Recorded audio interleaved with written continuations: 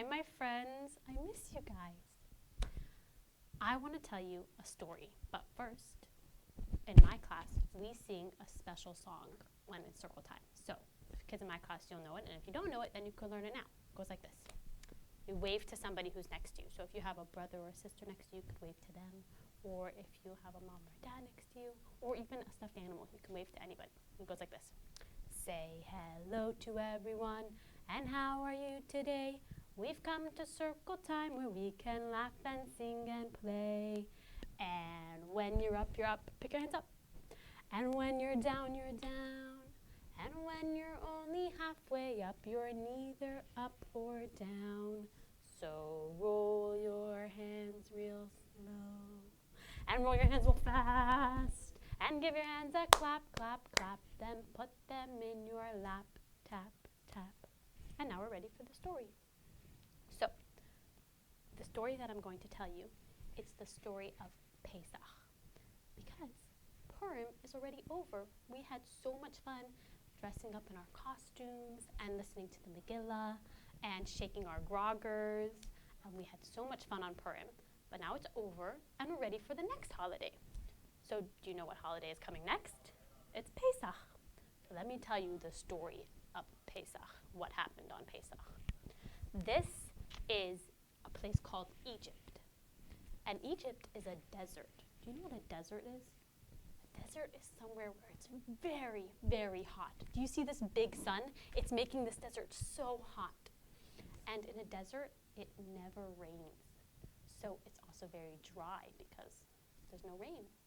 And the only place that people can get water to drink from, if they're in a desert, is from a river, like this one. This is a river. And this river is called the Nile River. Can you say that? Can you say Nile River? That was a big river that's in Egypt. And if people were thirsty, or if they needed water to take a bath, or water for their sinks, anytime they needed water, they would have to come to the river and get water from the river, the Nile River. And do you know what else we have in a desert? There are camels in a desert, like this one and his friend right over here, this guy. Now, let me tell you something very cool. Camels have a special power, and that's why they live in a desert. Do you want to know what their special power is? Camels, they store fat in their hump. Fat is like from the food that they eat. So when camels eat food, they take the fat from the food and they store lots and lots of extra fat inside of their hump. So that way, if camels are traveling somewhere very far and they have to be walking for a long, long time, like all the way down there, they can walk for a long time without getting hungry, because if they do get hungry, they just take some of the fat that they've stored in their hump, and that's what keeps their body not hungry. They don't have to eat because they just take the fat that they've stored. So they can travel for a long, long time without having to stop to eat. That's their special power. So let's put this camel next to his friend up here in the desert.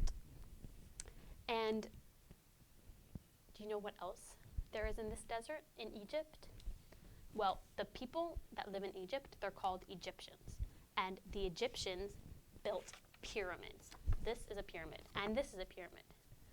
Now, do you know this shape? You do know this shape. This is a triangle. Can you make a triangle with your fingers?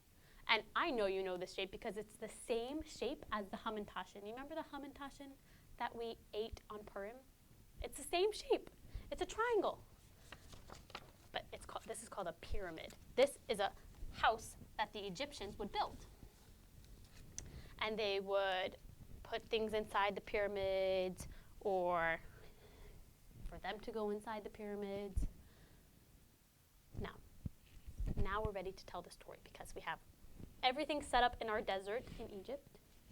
So now I want to introduce you to all the people in the Pesach story. And you all got in your bags that your moms or dads came to get from school, you got a coloring sheet with all the different people in the Pesach story. And I already colored mine in and put it on popsicle sticks. And you could do that too. You can color yours in and glue it on so that you'll have all the people in the Pesach story, and then you can tell the story yourself. So let me tell you who everybody is. We have first King Paro. King Paro was the king of the whole Egypt. And let me tell you something. King Paro, he did not make very good choices. He was not a very nice king. Let's put him over here. And then we have Princess Batya. Princess Batya is King Paro's daughter. But you know what? Princess Batya, she was very kind. She did make good choices. She wasn't like her dad. Her dad didn't make good choices, but she did. She made very good choices. She was a very kind person. And then we have Moshe and Aharon and Miriam. And they're all part of one family. They're brothers and sisters. These are all the people in the Pesach story. And King Paro, he wanted to have lots of pyramids in Egypt, but he didn't want to build them himself. So do you know what he did? Something terrible.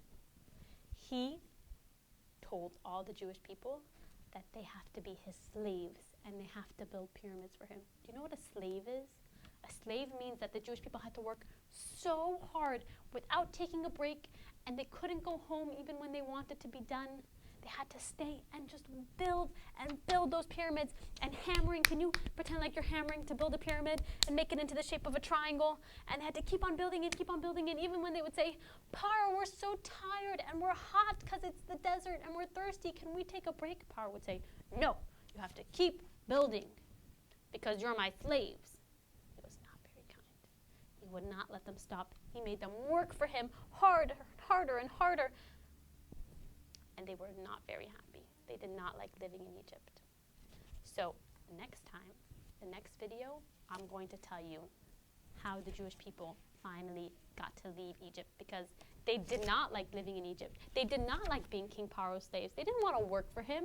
They wanted to leave, but King Paro wouldn't let them. He said, you have to stay in Egypt. You have to be my slaves, and you have to build me pyramids. So come back next time. In the next video, we're going to see how the Jewish people finally got to leave Egypt. And they finally got to be free, and they went to get the Torah from Hashem. So I'll see you next time.